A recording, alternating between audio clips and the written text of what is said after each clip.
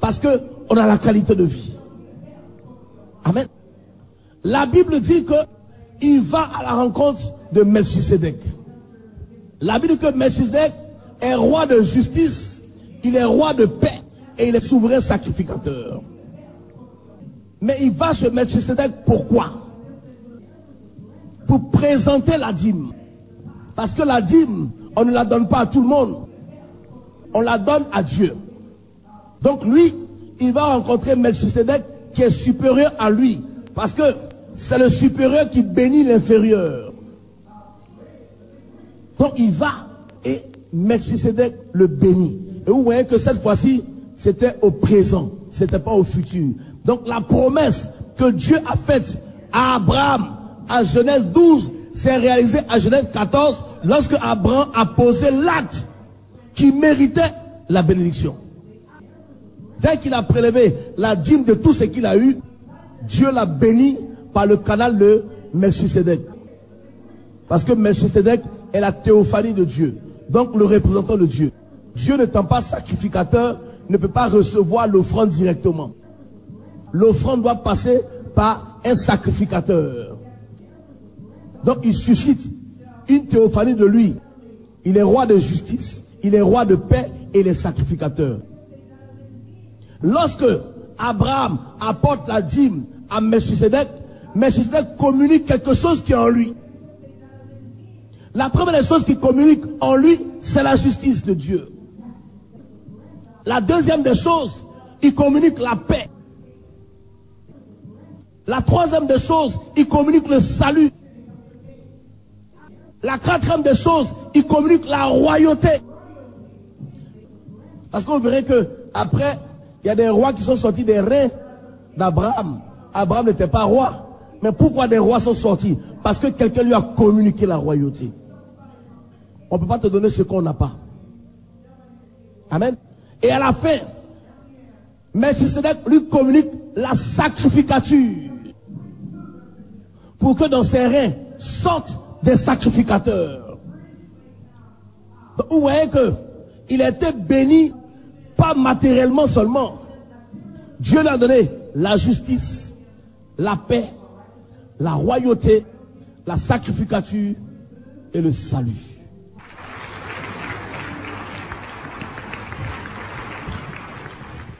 C'est ce qu'il y a dans la dîme. Tout ce que Melchisedec a donné à Abraham, Abraham ne l'avait pas. Quand vous prélevez la dîme, Dieu est obligé de vous bénir. Parce que c'est la raison pour laquelle vous avez prélevé la dîme. Ce n'est pas un service qu'on vous rend, c'est un droit. C'est comme lorsque vous travaillez, quand vous donnez votre salaire, vous n'êtes pas obligé de dire merci parce que vous avez travaillé. Mais quand on donne la dîme, c'est pour être béni. La dîme réclame une bénédiction.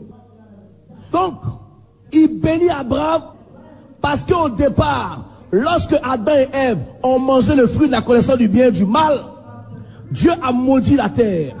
Et lorsqu'il a maudit la terre travaillant en dualité avec le ciel, automatiquement le ciel se ferme sur la terre. La terre devient aride. Amen.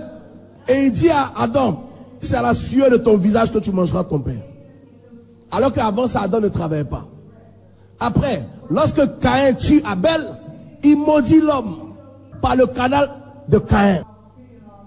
Maintenant, lorsque Abel est mort, Dieu suscite Seth pour concevoir Lémec qui est le père de Noé, et Noé qui est le père de Sem, et Sem qui sera le père d'Abraham. C'est à partir de la généalogie d'Abel que Dieu bénit Abraham. Pourquoi? À cause des prémices que Abel a données à l'Éternel. Ce sont ces prémices qui ont provoqué la bénédiction dans la vie d'Abraham.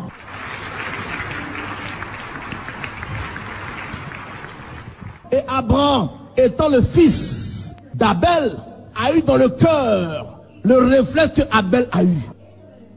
Et Abel, ayant donné les prémices, lui maintenant, il donne la dîme. La dîme provoque la bénédiction que l'homme avait perdue. puisque Dieu avait maudit la terre, il avait maudit l'homme. Donc il n'y avait plus de bénédiction. C'est pour ça qu'il dit à Abraham, je te bénirai. Parce qu'il avait maudit auparavant. Amen. Non seulement il maudit la terre, il maudit l'homme, maintenant il rencontre une nouvelle personne avec qui il veut marcher. Il dit, bon, toutes les familles de la terre seront bénies en toi. Pourquoi? Parce que toutes les familles de la terre ont été maudites en Adam et puis en Caïn. Donc il repart avec une nouvelle personne pour dire que la malédiction de Caïn et d'Adam seront annulées et à partir de toi, la bénédiction va revenir sur la terre.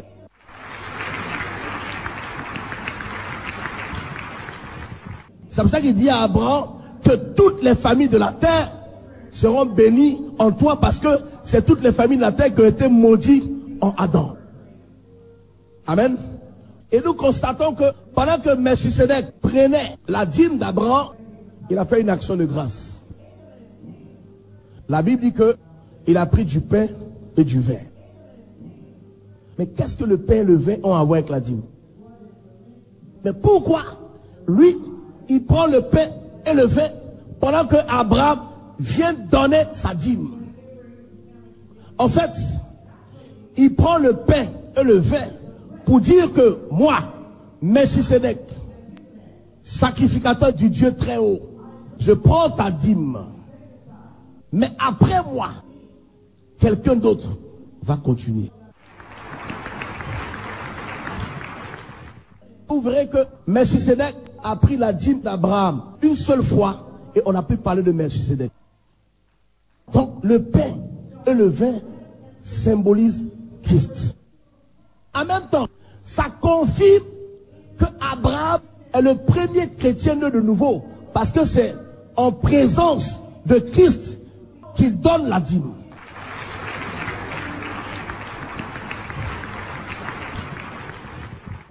C'est en présence de Christ qui donne le pain et le vin. Pour dire que un jour, lorsque le pain et le vin prendra une forme humaine, ce pain va être crucifié, va être sacrifié. Quand il va mourir et qu'il va ressusciter, il va rentrer dans le lieu très saint une seule fois et il deviendra le souverain sacrificateur selon l'ordre de Melchisedec.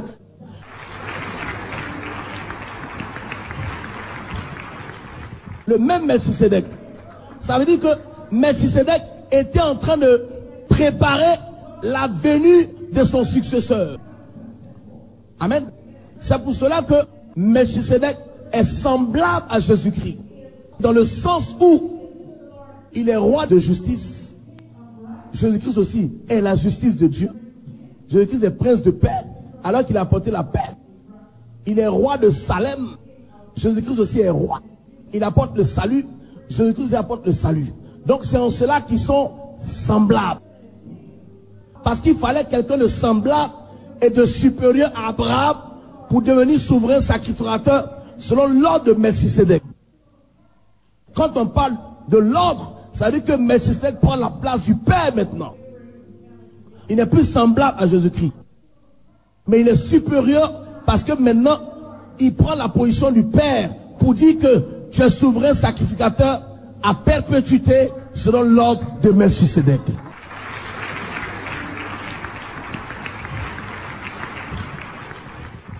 Je vais reprendre. Lorsque Melchisedec prenait la dîme d'Abraham, il a pris le pain et le vin. Tout chrétien sent que le pain et le vin, c'est le corps du Christ et le sang du Christ. Mais le corps du Christ, le sang du Christ n'était pas encore disponible, n'est-ce pas? Mais pourquoi il prend ça? Pour symboliser sa présence. Ça veut dire que Christ est témoin de ce qui est en train de se passer. Et puis à la fin, on dit, Melchisedec, il est semblable au Christ qui est témoin. Mais en fait, s'ils sont semblables, c'est qui peut succéder à Melchisedec. Alors que, avant que Jésus-Christ arrive, il y a eu la loi. La loi étant une transition, Dieu envoie un autre souverain sacrificateur qui est Aaron, le grand frère de Moïse. Il est souverain sacrificateur. Et lui, tous les sacrificateurs qui travaillent avec lui sont lévites. Parce que lui, il est de Lévi. Moïse aussi est de Lévi, n'est-ce pas? Donc, entre la dîme que Melchizedek a pris et la dîme que Aaron a pris, il y a une transition. Maintenant, il y a une autre dîme qui va être prise, mais qui n'était pas encore disponible. Donc, Abraham, il donne la dîme à Melchizedek. On voit que Jacob promet de donner toute sa dîme. Donc, ça veut dire que son père Isaac lui a enseigné la culture de la dîme. Et après ça, plus personne ne donne la dîme. Jusqu'à Moïse. Et à partir de Moïse, les gens commencent à donner la dîme. Mais la dîme que les gens donnent à partir de Moïse, c'est une loi que Dieu a instituée. La dîme que Abraham a donnée, c'était un acte spontané de reconnaissance que Dieu a agréé. Étant donné que Dieu a agréé et que le peuple de Dieu n'a pas suivi, il en a fait une loi. Pourquoi? Parce que c'était le seul moyen pour les bénir. En fait, les gens ne donnent pas la dîme parce qu'ils ne savent pas que c'est la dîme qui provoque la bénédiction. Et Dieu voulant les bénir, il les oblige à donner leur dîme pour légitimer la bénédiction qu'il va leur apporter.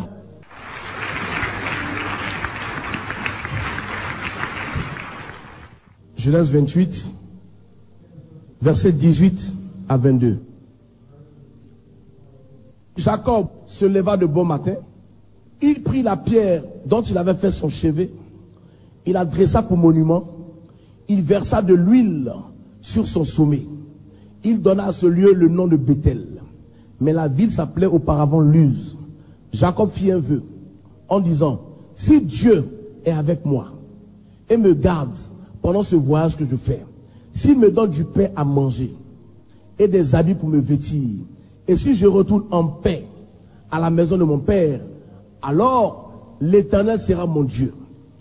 Cette pierre que j'ai dressée pour monument sera la maison de Dieu. Et je te donnerai la dîme de tout ce que tu me donneras. Vous voyez encore ici que c'est une promesse de reconnaissance. Il dit si. Amen.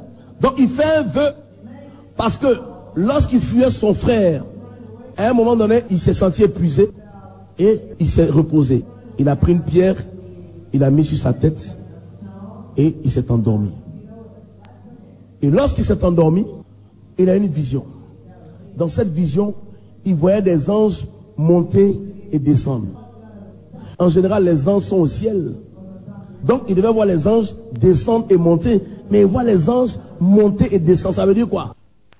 Ça veut dire qu'avant que Jacob vienne s'installer en ce lieu, les anges y étaient déjà. Amen. Donc, l'image des anges qui montent, ça veut dire qu'ils prennent tes cas, ils montent et puis ils descendent avec la solution. Et quand il s'est réveillé, il dit que ce lieu est redoutable. C'est la porte du ciel. Donc il prend la pierre avec laquelle il avait fait son chevet comme symbole. C'est une action prophétique qu'il a faite. Il prend de l'huile, il verse sur le sommet de la pierre. Le sommet de la pierre qui représente le lieu très saint. Il y a 3 compartiments. Il y a le lieu très saint, il y a le lieu saint et il y a le parvis. Et puis il dit, cette pierre sera la maison de Dieu. Ça, c'est le vœu de ses prémices. Ça veut dire qu'il va bâtir un temple à la gloire de Dieu. Et c'est ce temple-là que Salomon a bâti.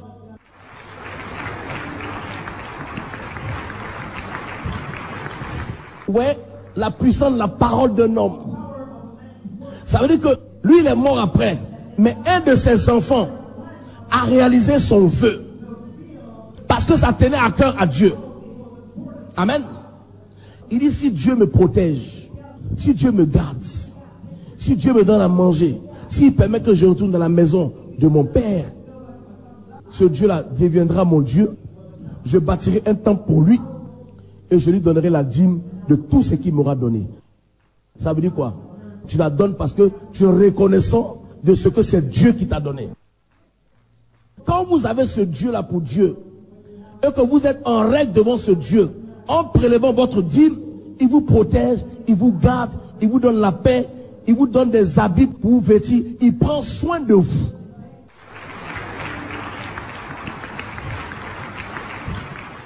Maintenant, il dit si Dieu fait tout ça pour lui, alors ce Dieu-là deviendra son Dieu. Mais il n'a pas dit si Dieu me bénit.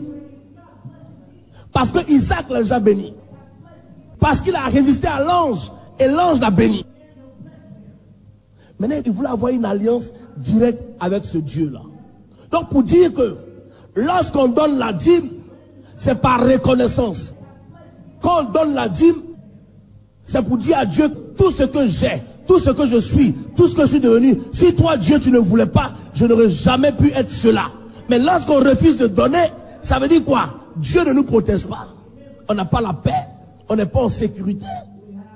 On peut perdre tout ce qu'on a, puisque lorsque Jacob partait, il n'avait rien, mais il avait la bénédiction de son père.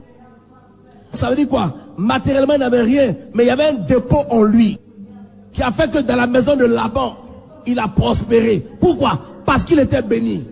Et la Bible n'a jamais dit que Jacob n'a pas honoré son vœu. Donc il est évident que Jacob a honoré son vœu.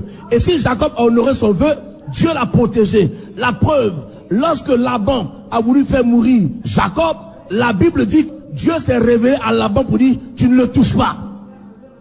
Mais il a dit quoi? Si Dieu me protège.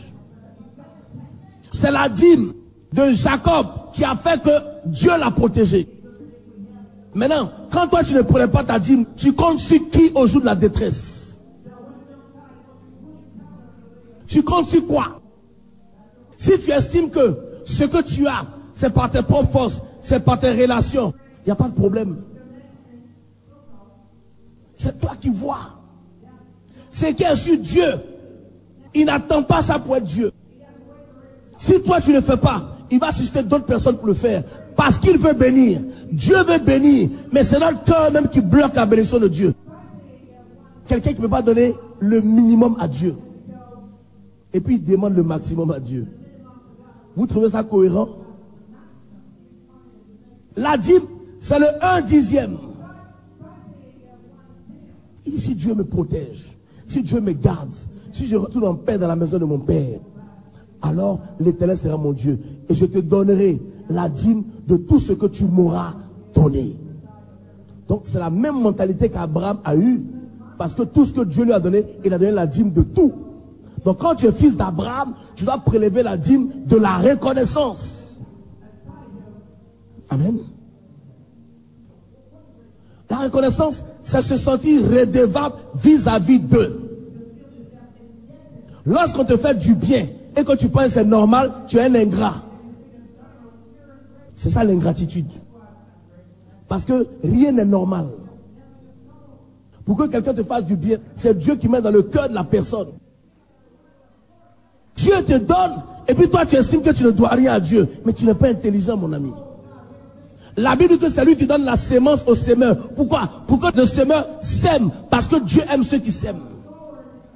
Il te donne la sémence parce qu'il ne peut pas s'aimer lui-même. Dieu ne peut pas se faire lui-même des offrandes. Pourquoi Dieu a agréé l'offrande d'Abel? Parce qu'il a donné les agneaux et leur graisse. L'agneau, quand on le sacrifie, on le met au feu. Quand on le présente à Dieu, la viande, c'est le sacrificateur qui mange. Mais la graisse, la fumée qui monte, c'est la part de Dieu. C'est ça qu'on appelle un parfum de bonne odeur.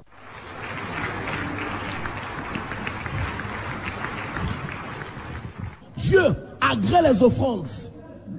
Quand tu apportes la dîme, tu es en train de montrer à Dieu que tu es reconnaissant pour tout ce qu'il fait pour toi. Si tu n'apportes pas la dîme, tu es en train de dire à Dieu que je ne te dois rien. Mais il n'y a pas de problème. Il y avait un milliardaire coréen chrétien. Il était tellement riche que c'était devenu difficile pour lui de prélever la dîme. Parce qu'il était $1 million. Il a estimé qu'on ne doit plus prélever la dîme. Il a commencé à raisonner. Son pasteur n'a rien dit. Mais du jour au lendemain, il a spéculé à la bourse. Il a perdu tout ce qu'il avait en une seule opération. Pourquoi? Parce qu'il n'y a aucune protection. Il a tout perdu. Et quand il a perdu, la parole qu'il a prononcée est revenue à lui. Il s'est repenti. Il a recommencé à travailler. Il a repris à zéro. Il est redevenu encore milliardaire. Il donne 50% à Dieu. pour payer ce qu'ils n'avaient pas payé.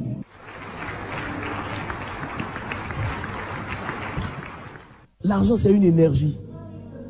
Ça va, ça vient. L'argent n'est pas Dieu. L'argent, c'est même un souci quand il n'est pas sécurisé.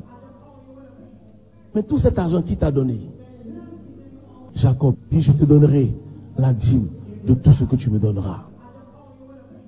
Vous savez, on ne devient pas grand par hasard. On devient grand quand on a de grandes pensées.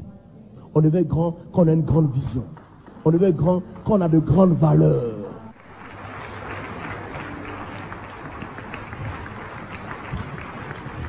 La grandeur ne s'attache pas à tout le monde. Il a dit à Abraham, il dit, je rendrai ton nom grand. Il y en a qui ne cherchent pas à être grand, ils cherchent à être populaire. Être populaire, c'est pas être grand. Quand tu es grand, tu as des valeurs. Quand tu es grand, tu respectes l'être humain. Quand tu es grand, tu méprises personne. Quand tu es grand, tu es humble, afin que Dieu t'élève. Quand tu es grand, tu fais du bien. Quand tu es grand, tu soutiens les gens, dans le malheur comme dans le bonheur. Quand tu es grand, tu aimes les gens. Quand tu es grand, tu penses aux autres. Il a dit, je te bénirai, mais je ferai de toi une source de bénédiction. Le plus important, c'est pas d'être béni, c'est d'être une source de bénédiction pour les autres, afin que, à cause de toi, ces personnes disent, Dieu merci.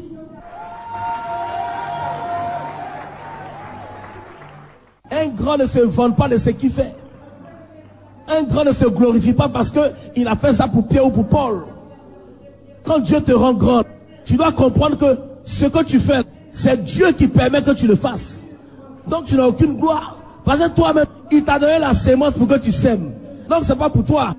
C'est Dieu qui t'a donné pour que tu donnes à l'autre.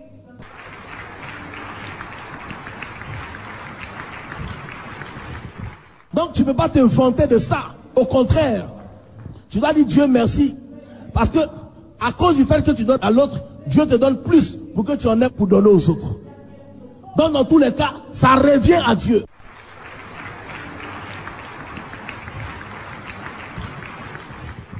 Toute la gloire revient à Dieu. C'est pour ça qu'on l'apporte, la dîme à Dieu pour dire que je te remercie de ce que tu m'as donné, toutes ces choses. Malachie 3, verset 7. C'est Dieu qui parle. Il dit, depuis le temps de vos pères, vous vous êtes écartés de mes ordonnances. Vous ne les avez point observées. Revenez à moi et je reviendrai à vous, dit l'Éternel des armées. Et vous dites, en quoi devons-nous revenir? Verset 8. Il dit, un homme trompe-t-il Dieu, car vous me trompez? Et vous dites, en quoi t'avons-nous trompé? Il répond pour dire, dans les dîmes et les offrandes. Vous êtes frappés par la malédiction. Vous me trompez, la nation toute entière. Verset 10. Apportez à la maison du trésor toutes les dîmes, afin qu'il y ait de la nourriture dans ma maison.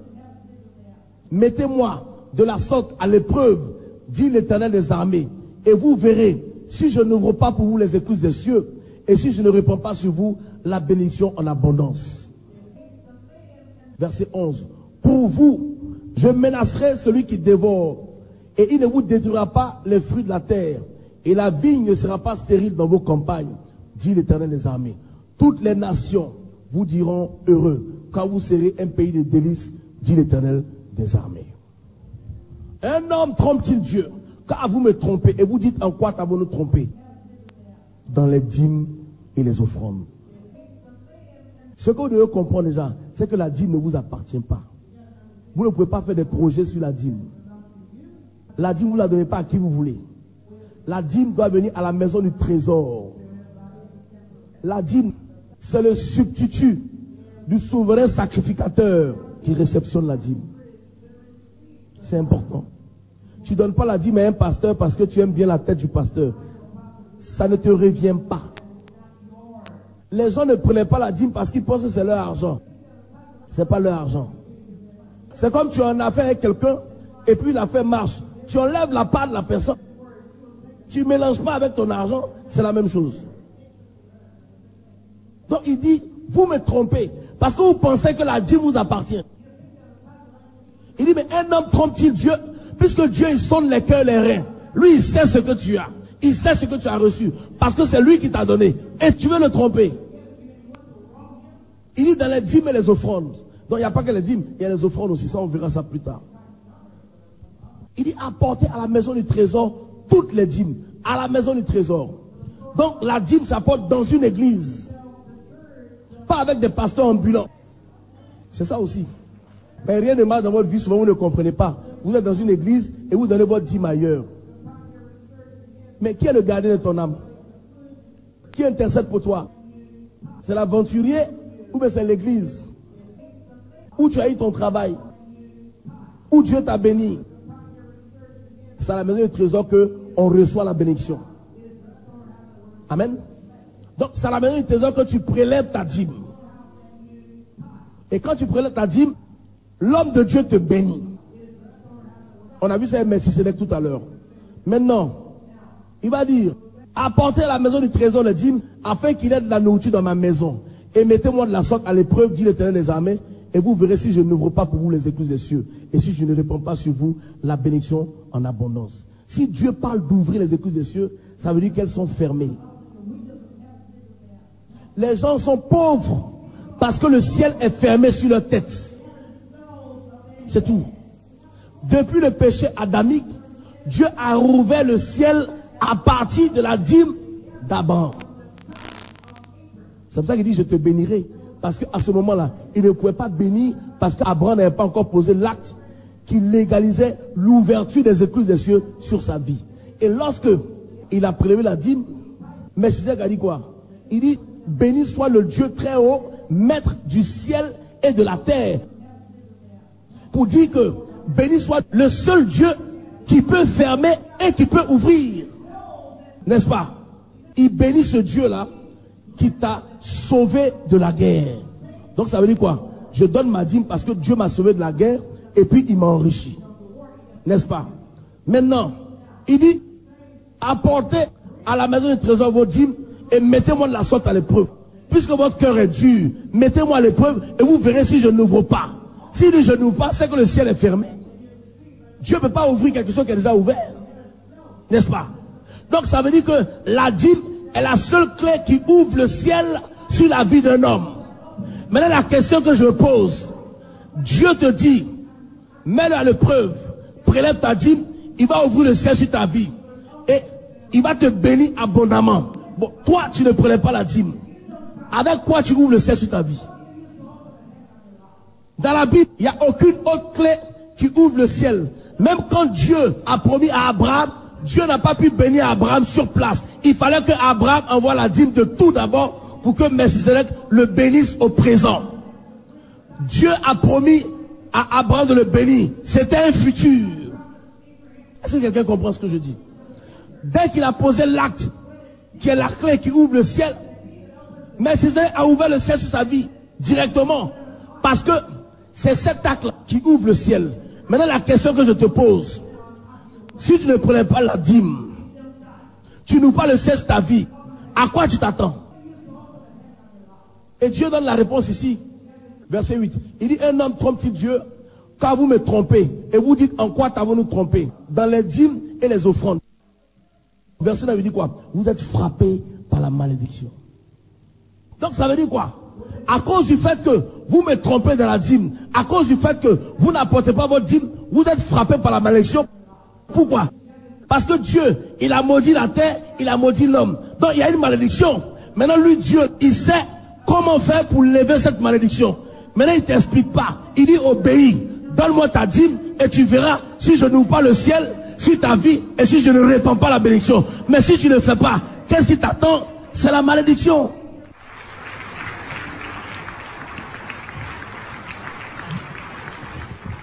Un chrétien qui ne prélève jamais sa dîme, même s'il gagne l'argent, il ne peut jamais être riche. Il peut paraître, mais il n'est pas. Parce que la malédiction est déjà là. La richesse se sécurise. Maintenant le problème, c'est de trouver une solution pour que la malédiction n'agisse pas sur moi. Parce que la terre est toujours maudite. Hein? Le ciel est toujours fermé. Sinon, il ne dirait pas, j'ouvrirai les écluses des cieux. C'est pas que c'est fermé. Maintenant, il l'ouvre sur la tête de chacun. Lorsque vous prélevez la dîme, ça annule toute parole négative sur votre vie. La dîme exige que le ciel s'ouvre. Vous voyez, c'est la clé qui ouvre le ciel. La dîme exige que la terre vous bénisse. Maintenant, l'importance de la dîme, c'est quoi? Ce n'est pas 10% qu'on donne à Dieu. La dîme, c'est le principe du 1/10. C'est-à-dire que dans les 10 que tu as, le premier que tu donnes à Dieu, tu montres à Dieu l'importance. C'est en cela que la dîme est l'enfant des prémices. Vous voyez, dans prémices, il y a premier. Abel a donné tous les premiers-nés à Dieu. C'est en cela que Dieu a agréé. D'accord? Maintenant, tu as donné les prémices parce que c'est ton premier revenu. Mais Dieu sait que tu dois vivre. Dieu sait que tu as une famille. Donc, la deuxième fois, il ne demande plus encore les prémices, mais il demande le 1/10 de tout ton revenu. Pour que le reste, tu puisses vivre avec. Amen. C'est important. Donc, c'est le principe du 1/10. Je donne un exemple. Si on vous paye, que vous payez l'électricité avant de prélever la dîme, votre dîme est gâtée. Vous n'avez pas donné la dîme, vous avez donné 10%. La nuance. Quand vous prélevez la dîme, vous mettez dans une enveloppe. Quand vous mettez à côté, vous ne touchez plus à cet argent. Parce qu'il est sacré. Vous ne remplacez pas. Vous désacralisez l'argent de Dieu. Parce que souvent, le diable nous fait croire que ce n'est pas grave. Alors que toute la bénédiction part de là. Le 1/10. Pour dire à Dieu, tu es premier dans tout dans ma vie. Tu es la priorité de ma vie. Tout ce que j'ai, c'est toi qui m'as donné. Donc, tu enlèves pour Dieu, tu mets à côté. Amen. Le 1/10. Pas les 10%. Le 1/10. Tout à l'heure, on a vu avec Jacob que la dîme protège. Il dit quoi? Je menacerai celui qui dévore. La dîme vous protège de la maladie. La dîme vous protège des accidents de voiture, d'avion, de la main sèche. Quand l'argent rentre dans vos mains, ça repart. C'est la main sèche. La dîme sécurise le minimum que vous avez. La dîme sanctifie votre argent. Pourquoi? Parce que la terre étant maudite, toutes les bénédictions de la terre sont tirées de la terre. Aujourd'hui, l'argent s'évalue par l'or. L'argent lui-même, c'est du papier. Il vient de quoi? Du bois, de la terre. Donc, quand vous percevez l'argent et que vous ne sanctifiez pas l'argent, la terre reprend. Vous comprenez? On dit non, il était riche. Mais quand même, il n'est pas fou. Comment il a fait pour tout perdre? C'est pas lui. Il n'a pas sécurisé ce qu'il avait. L'argent se sécurise. La dîme, c'est votre assurance vie. Quand vous prenez la dîme, vos enfants ne tombent pas malades tout le temps. Souvent, le diable vous fait payer des ordonnances, des hospitalisations, et vous en êtes fiers. Mais c'est le diable qui souffle sur vos biens. Alors que si vous prélevez juste la dîme, Dieu sait ce que vous gagnez. Il va éviter des problèmes qui dépassent vos moyens.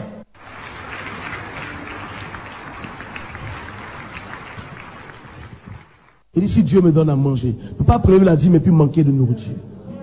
Il dit, si Dieu me garde, toute âme forgée contre toi sera sans effet.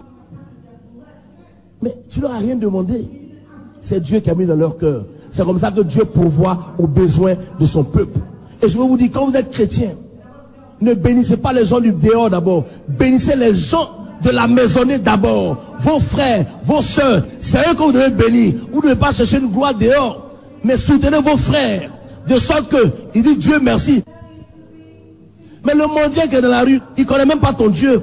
Il s'en fout. Peut-être qu'il est plus riche que toi, le mendiant. Il y a des frères qui n'en ont pas. Mais à cause du fait que vous adorez le même Dieu, pensez à eux, bénissez-les. Tu as l'église, tu as ton voisin qui n'a pas fait la première offrande, mais donne-lui un billet pour la deuxième offrande. Ça fait de toi une source de bénédiction. C'est comme ça que Dieu fonctionne. Le tout, c'est pas d'être béni, mais soyez une source de bénédiction pour les autres. Quand les autres parlent de vous, qu'ils soient fiers de parler de vous. Quand les autres parlent de vous, qu'ils bénissent Dieu pour votre vie. C'est important. Celui qui ne prélève pas sa dîme vole Dieu. Tu es un voleur. Parce que quand tu prends le taxi, tu dis au taxi, je me mets au docuit. Le taxi, il roule. Mais en chemin, il ne te dit pas, non, tu sais, comme tu as pris le taxi, il faut que tu payes. Il dit rien. Quand il gare, tu connais. Mais pourquoi vous, on doit vous exhorter à donner à celui qui vous a donné la sémence? Pourquoi le taximan ne t'exhorte pas? Tu sais où ça va finir? Tu voles Dieu, mais tu te trompes toi-même. Ce n'est pas Dieu que tu trompes. Il dit, trompe ton Dieu, c'est qu'un homme aura sémé, il le moissonnera. C'est pour ça que les chrétiens sont pauvres, parce qu'ils ne peuvent pas donner le minimum à Dieu. Le minimum. Ils peuvent donner à un associé, ils peuvent donner à leur femme, ils peuvent donner dehors, mais à Dieu, ça leur fait mal. Mais notre Dieu est un Dieu de réciprocité. Ce que tu ne peux pas lui donner, pourquoi tu veux que lui te donne? C'est pour ça que les gens qui sont d'une âme généreuse, Dieu ne les abandonne pas. Même quelqu'un qui fait du bien naturellement dans la vie, quand il a des problèmes, Dieu permet qu'il garde un minimum de dignité. Parce que tout le bien qu'il a fait est une sémence. Et parmi les gens à qui il a fait du bien, il y a au moins un qui sera reconnaissant et qui va se souvenir de lui. Donc à plus forte raison si vous faites ça à Dieu. C'est extraordinaire. Vous voyez jusqu'à où ça va? Laban voulait tuer Jacob, mais à cause de ce qu'il a dit, je menacerai celui qui dévore. Parce que dévorer, c'est prendre la vie de quelqu'un. Il dit, tu ne touches pas à sa vie. Laban a reculé. Il ne savait pas que Jacob avait un Dieu. Dieu ne peut même pas permettre même qu'on te tue avant le temps. Pas à cause de toi, mais à cause de tous ceux qui sont derrière toi. Mais si Jacob n'avait pas honoré son vœu, il dit, honore ton vœu de peur que tu ne meurs. Jacob serait mort. Mais combien honorent leur vœu? Mais c'est un esprit de pauvreté. Parce que la pauvreté, c'est d'abord un esprit et un état d'esprit. Et ça donne la mentalité de pauvre. Alors que Jésus s'est fait pauvre des riches qu'il était pour que nous devenions riches. Ce n'est pas un péché d'être riche, mais on ne devient pas riche par hasard. Tu ne peux pas être riche si tu es avare. Tu ne peux pas être riche si tu es cupide. Tu ne peux pas être riche si tu es méchant. Dieu ne va pas te rendre riche pour que tu écrases les autres. La dîme est la seule clé qui ouvre les écluses des cieux. Même avec Abraham, Dieu a attendu d'abord qu'il apporte sa dîme avant d'ouvrir. Maintenant, toi, avec quelle clé tu veux ouvrir? Si le ciel est fermé sur ta vie, rien ne marchera pour toi, mon ami. On peut faire toutes les prières. Tu vas jeûner, c'est zéro. Le ciel étant fermé sur la vie d'Abraham, il a mis dans le cœur d'Abraham ce qu'il devait faire pour que le ciel s'ouvre. Il y avait une dame, une commerçante chrétienne. Elle a fait une grosse affaire. Et puis, elle n'a pas donné sa dîme. Parce que le montant était vraiment élevé. Le montant était tellement élevé qu'elle n'a pas donné sa dîme pendant 3 mois. Et au 3e mois, elle s'est fait cambrioler. Et Dieu merci, elle n'était pas là. Les bandits sont venus, il y avait ses bijoux, il y avait son argent, beaucoup d'argent. Ils sont venus, ils ont pris un certain montant. Ils sont partis. Le montant qu'ils ont pris là, c'est l'équivalent de 3 mois de dîme. Quand elle est venue et qu'elle a constaté que on n'a pas pris ses bijoux, on n'a pas pris ses montres, on a pris l'équivalent, elle a compris que c'est parce que Dieu voulait protéger le reste.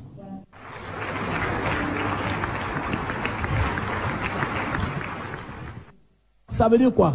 Ça veut dire que si elle n'avait jamais prélevé la dîme, ils auraient tout pris. Mais ce qu'elle doit, c'est 3 mois. Les autres ont été sécurisés avant. Donc ils viennent, ils prennent. On ne sait pas si c'est un ange. Ce n'est pas normal qu'un voleur vienne et qu'il prenne juste un minimum. Le voleur, il prend tout. Depuis ce jour, cette femme a pris peur. Elle s'est repentie. Une commerçante qui n'est même pas là à l'école. Et puis tu brasses des millions. Et tu penses que c'est parce que tu es intelligente. Il y a des gens qui ont des diplômes qui n'ont pas ce que tu as. Il y a des femmes qui vendent du poisson, qui n'ont aucun niveau, qui font des milliards. Et puis toi tu estimes que c'est normal. Mais les autres ils sont à l'école pour rien. C'est la grâce de Dieu. Tu dois sécuriser ça. Dieu souffle sur le bien des méchants. Quand tu as l'argent, tu peux me chercher femme des gens. Tu peux pour humilier les gens. Tu peux faire des combines. Il souffle. L'argent, c'est pour faire du bien. Pas pour faire du mal. C'est Dieu qui a créé son argent. Hein? Matthieu 22, versets 17 à 21. Les gens posaient la question à Jésus. Dis-nous donc, ce qui t'ensemble, est-il permis ou non de payer le tribut à César? César, c'est l'État. Jésus, connaissant leur méchanceté, répondit, pourquoi me tentez-vous, hypocrite? Verset 19, il dit, montrez-moi la monnaie avec laquelle on paye le tribut. Et il lui présentait un denier. Il leur demanda, de qui sont cette effigie et cette inscription? De César, lui répondit-il. Alors il leur dit, rendez donc à César ce qui est à César et à Dieu ce qui est à Dieu. Vous verrez ici que César vient avant Dieu. Pourquoi? Par exemple, les fonctionnaires, vous qui travaillez pour une entreprise dans la société, l'État prélève avant. N'est-ce pas? Donc l'État prélevait avant, c'est la part de César. Mais César ne te demande pas. Mais même si César a prélevé, tu dois donner aussi la part de Dieu. Maintenant, la dîme se prélève sur le brut et non sur le net. Parce que le net, ce n'est pas ton salaire. Si ta dîme n'est pas juste, ce n'est pas une dîme. Le même montant sur lequel César a enlevé, c'est sur le montant que tu dois enlever pour Dieu. Amen. Donc Dieu permet de façon exceptionnelle que César enlève pour lui d'abord. Parce que César ne connaît pas Dieu. Mais César s'est inspiré de la Bible pour créer les impôts. Donc, on enlève à la souche. Amen. Si vous montrez à Dieu qu'il est le premier dans votre vie, il vous fait prospérer. Il dit, ce que j'ai contre toi, c'est que tu as abandonné ton premier amour. Vous devez savoir que la dîme ouvre le ciel sur votre vie et les offrandes les maintiennent ouverts. Parce que les écluses des cieux, c'est comme une cuve. D'accord? Elle est remplie d'eau parce que l'eau ne descendait pas. Donc si ta tête c'est fermé. Maintenant, quand tu apportes la dîme, il dit, il ouvre les écluses des cieux. Quand il ouvre, les vannes s'ouvrent et il répand la bénédiction en abondance sur toi. Mais quand ça s'ouvre, après ça se referme un peu. Donc, pour maintenir ça ouvert, les offrandes accompagnent. Est-ce que vous comprenez? Maintenant, s'il arrive que vous arrêtez de prélever encore la dîme, ça se referme. Il y a l'eau, hein, mais ce n'est pas sur toi. C'est dans la cuve. C'est la révélation. Il dit, j'ouvrirai les écluses des cieux, parce que les écluses des cieux sont fermées. Est-ce que quelqu'un comprend ce que je dis? Non seulement il ouvre et il répand la bénédiction en abondance. Les prémices, scellent l'alliance. Il faut noter. La dîme renouvelle l'alliance. Et les offrandes arrosent l'alliance. Les prémices scellent l'alliance.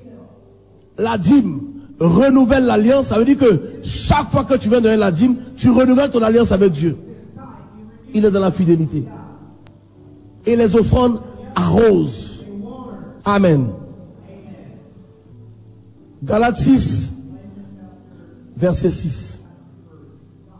Celui à qui l'on enseigne la parole fasse part de tous ses biens à celui qui l'enseigne. Bon, il y a des escrocs qu'on prie pour dire que quand quelqu'un enseigne, tu donnes tout ce que tu as. C'est pas ce que la Bible dit. Fasse part. Donc, ça parle d'un pourcentage. Mais vous voyez que ce n'est pas précisé. Parce qu'à partir de l'ère de la grâce, on peut aller au-delà des 10%. Pas en dessous. Amen. Et c'est celui que tu considères comme père. C'est lui qui reçoit. Parce que c'est lui qui est le substitut du souverain sacrificateur qui est Jésus-Christ dans ta vie. Est-ce que vous comprenez?